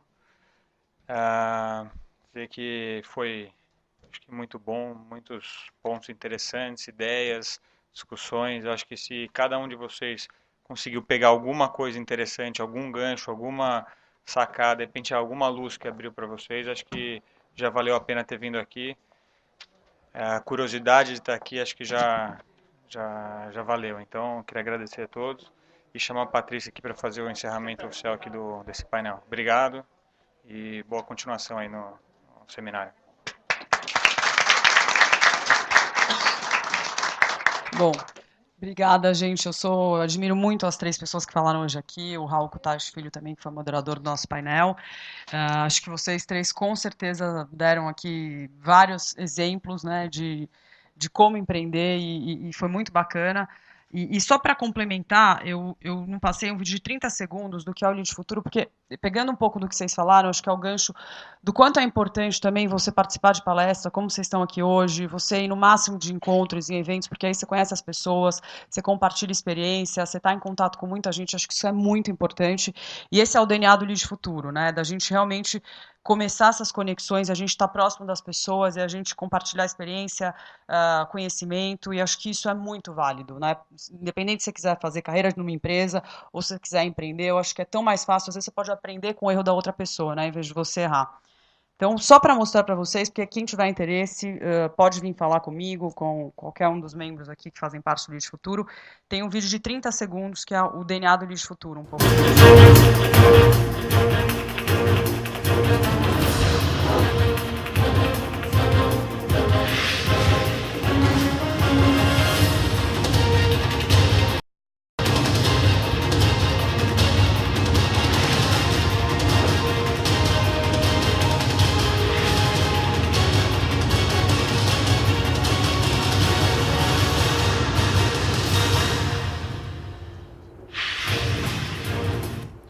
É isso, gente. Então, obrigada aí pela presença de todos vocês.